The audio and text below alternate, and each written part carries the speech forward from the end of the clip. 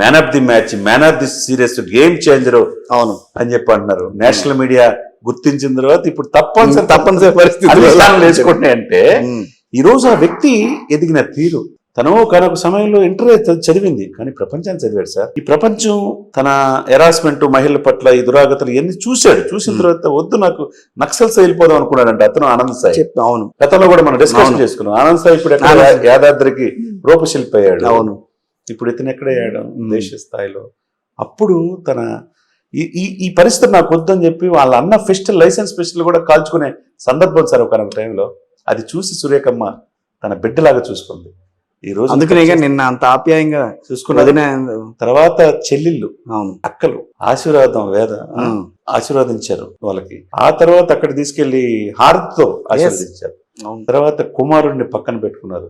ఆ కుమారుడు చూశారు మించి పడుకున్నాడు. అంటే చూడండి వినయ విధేయతలు, అది మెగాస్టార్కే చెల్లింది. మీరు అన్నట్టు మెగా ఫ్యామిలీ నిన్న ఈ కుటుంబ వ్యవస్థకు ఒక నిదర్శనం, ఒక జీవం పోసినట్టు. చాలా మంది కరోనా టైంలో తల్లిదండ్రులు ఎక్కడుంటే ఉద్యోగుల కోసం అమెరికా వెళ్ళిపోయి చావు బతుకుల్లో ఉంటే మనం ఏం చేయలేం, నేను రాలేనులే అని చెప్పేసి వాట్సాప్ కాల్లో చూపించిందని చెప్పి శవాన్ని చూపించి దానం చేయమన్నారు సార్. ఎందుకు సార్ ఇది? అటువంటి కుటుంబాల మధ్య ఎన్ని అవరోధాలు ఎదుర్కొన్నా ఆ మెగాస్టార్ గారు 4.5 దశాబ్దాల్లో మెగాస్టారే. ఆయన్ని పిలిచి అవమానించిన తీరు జగన్మోహన్ రెడ్డి గారికి ఈ రోజు ఏం చెప్తారు? ఏం సమాధానం చెప్తారు?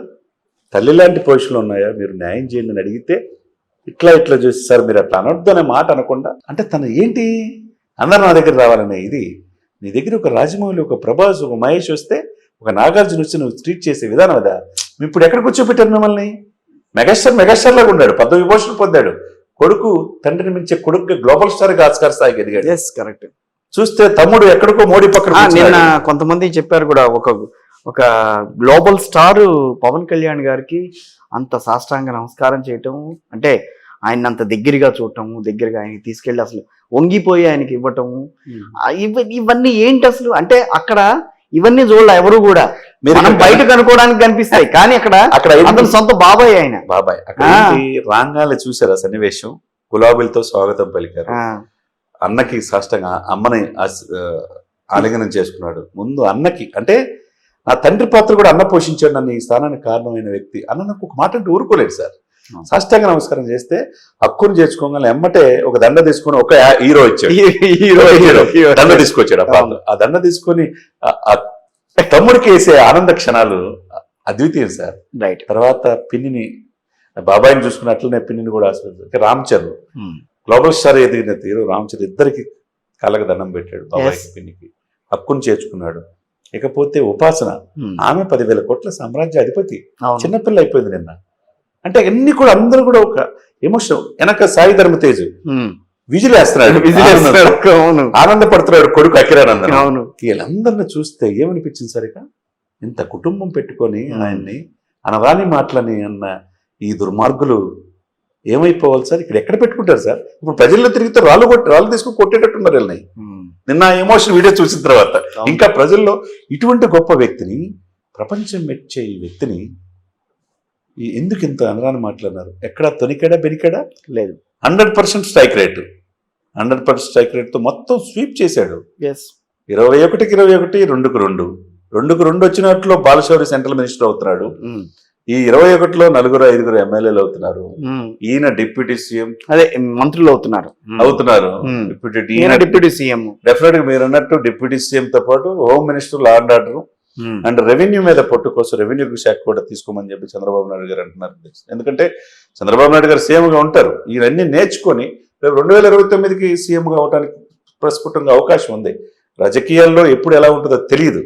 ఇప్పుడు ఆ స్నేహాస్తం అందించాడు. ఈ రోజు మోదీ గారి పక్కన ఆయన ఉన్నాడంటే ఒక తెలుగు వారిగా మనం ఎంత గర్వపడాలి సార్. ఇప్పుడు 8 స్థానాలు, ఉభయ గోదావరి జిల్లాలో 34లో నీకు ఒక్కటి కూడా రానినన్నాడు. నిజమే. East 0, west 0, Krishna 0, Guntur 0. ఇక చూసుకోండి మిగతా నెల్లూరు 0. 8 జిల్లాల్లో 0. ఏమిటిది ఈ తీర్పు? నీకున్న మెజార్టీ మీ 11 మందిలో నీది 61,000. అవును. పవన్ కళ్యాణ్కి 70,000. అంటే అక్కడ కూడా ఓడిపోయావు. చివరికి 150 నుంచి 11 అక్కడే ఓడిపోయావు. ఇక ఏం సాధించావు? ఈ 11లో కూడా 2,000, 5,000, 10,000 సార్. ఇక్కడ 21 మందిలో 15 మంది 40,000 పైన మెజార్టీతో గెలిచిన వాళ్ళే. హైయెస్ట్ 80,000 పంచకల రమేష్. అవును.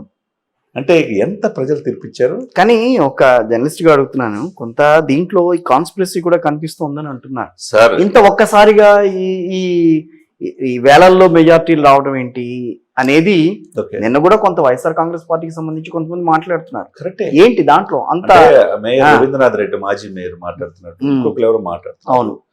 సరే 151 సీట్లు వచ్చిన 2019 కూడా అదే జరిగిందా? అదే జరిగింది అనుకోవాలిగా. ఈవీఎంలు ట్రాప్ చేస్తే జరిగినాయా? లేదు. అప్పుడు ఈవీఎంలతో కదా ఎలక్షన్ జరిగింది. మరి అప్పుడు ఏం మాట్లాడలేదు. ఏంటంటే ఇప్పుడు మనం మామూలుగా అనకూడదు, కానీ నేను కుంటోడు, నేను లెగిస్తే మనిషిని కదంట. వాళ్ళు ఎగవలేడు, మనిషి కాలేడు, అది వేరే విషయం అనుకోండి. ఆవేశం ఎక్కువ ఉంటుంది. అట్లా ఓడిపోయిన తర్వాత ఏదో ఒకటి ఏమి లేదు. అదే సమయంలో దాడిశెట్టి రాజా, దాడిశెట్టి రాజా కాదు, జక్కంపూడి రాజా మాట్లాడాడు, అది కూడా చెప్పాలండి. ఏం సార్ ఇది, జక్కంపూడి రామ్మోహన్ రావు గారు అంటే గొప్ప పేరు, రాజశేఖర రెడ్డి గారికి అత్యంత సన్నిహితుడు, ఉభయ రాష్ట్రాలు కాదు రాష్ట్ర వ్యాప్తంగా మంచి పేరు ఉంది. ఆయన అనేక శాఖలు చేశాడు. ఆయన కుమారుడుగా చాలా మంచి పేరు ఉంది అతనికి. వాళ్ళ కూడా మంచి పేరు. ఒక ట్రస్ట్ పెట్టి నిత్యం 24 hours సేవ చేస్తారు సార్. అంబులెన్సులు, శ్మశానానికి పోతే ఒకదానికి దానికి, తర్వాత మెడికల్ క్యాంపులు, వాళ్ళు చేసే సేవా కార్యక్రమాలు ఎవరు చేయలేరు. కానీ ప్రజలు నన్ను తిరస్కరించారంటే కారణం ఏంటన్నది ఆలోచిస్తే ఇది అని చెప్పాడు. ఒక ధనుంజయ రెడ్డి, జగన్మోహన్ రెడ్డి గారికి సెక్రటరీ, ఆయన కనీసం నేను ఎమ్మెల్యే చూడకుండా ఉదయం 8 వస్తే సాయంత్రం 8 దాకా 12 గంటలు 60 రోజుల పాటు వెయిట్ చేయించారు. నా ఒక్క ఫైల్ సంతకం అయితే 10,000 మంది ఉపయోగపడేది, అది కూడా చేయని, ఇది కరెక్ట్ కాదుగా అన్నాడు. ఏం చెప్తారు ధనంజయ రెడ్డి, ఏం చెప్పాలి ఇప్పుడు? సకల శాఖ మంత్రి సజ్జల రామకృష్ణారెడ్డి, ఎవరు జగన్మోహన్ రెడ్డి గారి దగ్గరికి వెళ్ళాలన్నా ఆయన అనుమతితో లోపల పోవాలా. డీజీపీలు, పోలీసు వ్యవస్థ అంతా కూడా ఎవరిని ఎస్పీలు వేయాలన్నా ఏఎస్పీలు వేయాలన్నా ఆయన ఫైల్ తీసుకెళ్తే ఈయన టిక్కు పెడితే వేయాలి సజ్జల రామకృష్ణారెడ్డి గారు. ఒక రిపోర్టర్ స్థాయి నుంచి ఎదిగిన సజ్జల రామకృష్ణారెడ్డి గారు ఇప్పుడు ఏం సమాధానం చెప్తాడు? ప్రజలకు చెప్పాలి కదా. ఇది రాజకీయం కాదు సార్. ఇప్పుడు నీకు తాడేపల్లి ప్యాలెస్కి ప్రజలకి నువ్వు దూరం అయినప్పుడు ప్రజలు ఎందుకు నీకు ఓటేస్తారు? ఇక్కడ నాకు తెలుసు కేసీఆర్ గారు కూడా ఇక్కడ ఏముంది, ప్రగతి భవన్కి ప్రజలకు దూరం అయిపోయాడు, మీరు వద్దు అనుకున్నారు. ఈయన కూడా ఏం చెప్పాడు, నువ్వు అలానే ఉండాలని అలాగే అని చెప్పి ఆయన చెప్పాడు. ఓ రకంగా ఆయన ఓడిపోవడానికి కేసీఆర్ గారు కారణం, గెలుస్తాడనే ఉద్దేశంతో. ఎప్పుడు కూడా ప్రజలకు అందుబాటులో ఉండాలా నాయకుడు అనే వ్యక్తి. కిషన్ అదే ఇప్పుడు ఈయన రేవంత్ రెడ్డి చెప్పాడు వచ్చినప్పుడు, నేను ఒక మేస్త్రి అన్నాడు, కాకపోతే గుంపుకు మేస్త్రి అన్నాడు. సేమ్ అలానే చేస్తున్నాడు, మంచి పరిపాలన అందిస్తున్నాడు, ప్రజలు ఆశీర్వదిస్తున్నారు. అంతేగాని నువ్వేమో you are the custodian of ప్రభుత్వం. నీ రాష్ట్రానికి నువ్వు ముఖ్యమంత్రి అంటే నువ్వు కస్టోడియన్వి, నువ్వు రక్షకుడివి, అంతేగాని నువ్వేం నియంత్రణ కాదు. నేను అవ్వ తాతలకు మహిళకి ఎంత ఇచ్చాను, మరి ఓట్లు ఏమైపోయినాయో, ఇక నేనేం చేయలేనంటే, ఎంత ఇచ్చానంటే ఎవరికి ఇచ్చావు నువ్వు? ప్రజలు 70 ప్రజలకు ఇచ్చావు. ఇప్పుడు ప్రధానంగా నువ్వు 20 మంది ఎంపీలు ఏంటి, సెంట్రల్లో ఎవరు వచ్చినా ప్రధానమంత్రి అయినా మెడలో వంచి నీకు స్పెషల్ స్టేటస్ తీసుకొస్తాన జగన్మోహన్ రెడ్డి గారు 5 సంవత్సరాల్లో ఎందుకు చేయలేకపోయాడు స్పెషల్ స్టేటస్? పోలవరం ఆంధ్ర జీవనాడి, ఆయన అనేక అక్రమాలు చేశాడు చంద్రబాబు నాయుడు, ఎందుకు పూర్తి చేయలేదు? నువ్వు 2 మంత్రులు అనిల్ కుమార్ యాదవ్ మారిపోయాడు, అంబటి రాంబాబు వచ్చాడు, కానీ ఏమి చేయాల, అది మాత్రం పూర్తి కాల, అది పూర్తి చేయాల. రోడ్లు, సరైన రోడ్లు లేవు, బటన్ నొక్కితే పథకాలు వచ్చినాయి, నన్ను వేస్తారని చెప్పి అనుకున్నావు, రోడ్లు లేవు. 10,000 మంది చనిపోయారు రోడ్డు ప్రమాదాలు. తర్వాత ఆంధ్రుల జీవనాడు అట్లా అయిపోయింది. ఉద్యోగులు జాబ్ క్యాలెండర్ మెగా డిఎస్సి 35,000 అన్నావు, పబ్లిక్ సర్వీస్ కమిషన్ ఏమీ పని చేయాల. తీర ప్రాంతం అంతా ఉండి ఇండస్ట్రీస్ లేవు, 15 లక్షల కోట్లు పెట్టుబడి పెట్టారన్నారు, ఎవరు పెట్టలా. హైదరాబాద్లో 3,000 ఐటీ కంపెనీలు ఉన్నాయి, పట్టుమని 10 కూడా ఎందుకు లేవు సార్ ఆంధ్రప్రదేశ్లో ఐటీ కంపెనీలు? నాట్ ఓన్లీ ఆంధ్ర తెలంగాణ రాజకీయాలు, ప్రపంచం అంతా అతని వైపు చూస్తుంది.